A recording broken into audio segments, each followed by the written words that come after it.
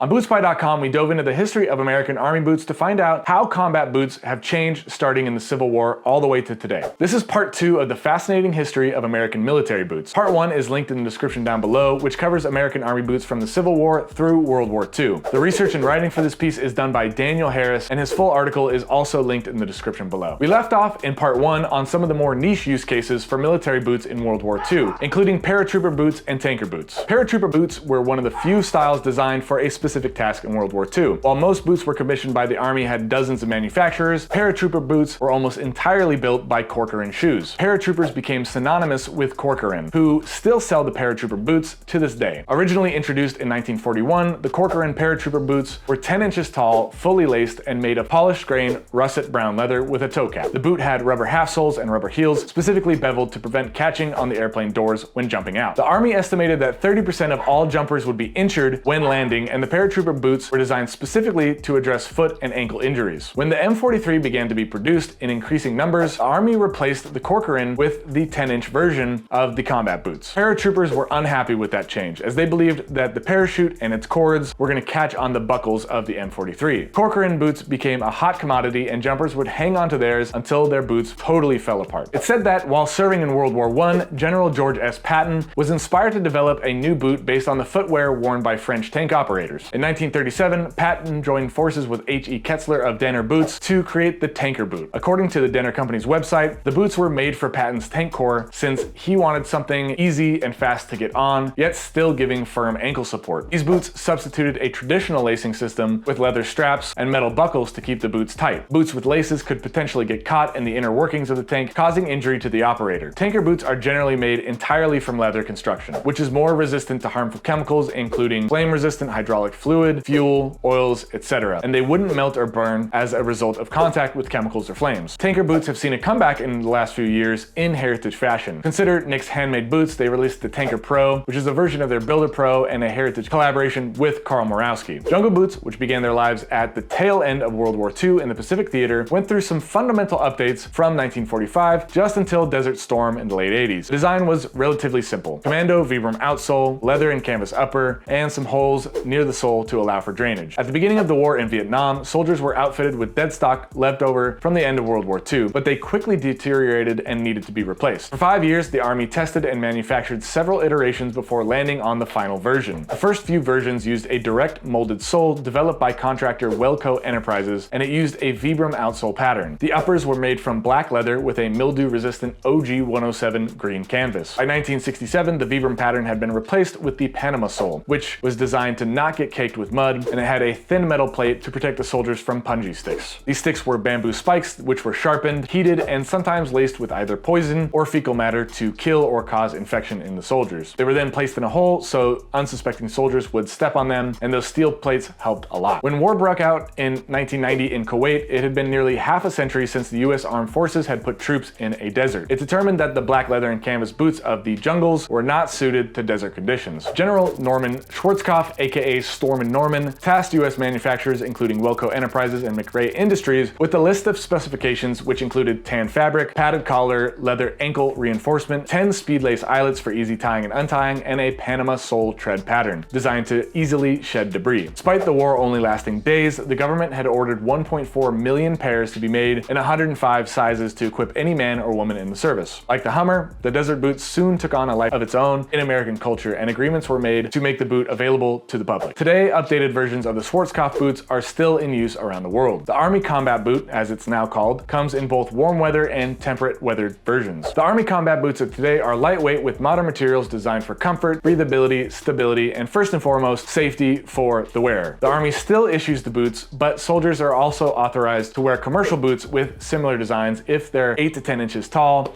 and meet the current AR 671 standards. It's tan or coyote brown rough outside leather with a plain toe and tan rubber outsoles. Temperate versions also often feature additional waterproofing membranes like Gore-Tex, while warm weather boots, they're going to normally have holes near the instep for drainage. Commercial versions are available to the public by many of the same military contractors and several well-known retailers, including Oakley, Danner, and Nick's Handmade Boots. Thank you for watching part 2 of the series on the fascinating history of American military boots. Again, you can find part 1 in the description below, and you can also find the full article written by Daniel Harris on Boots.com, which I've also included the link to that down below.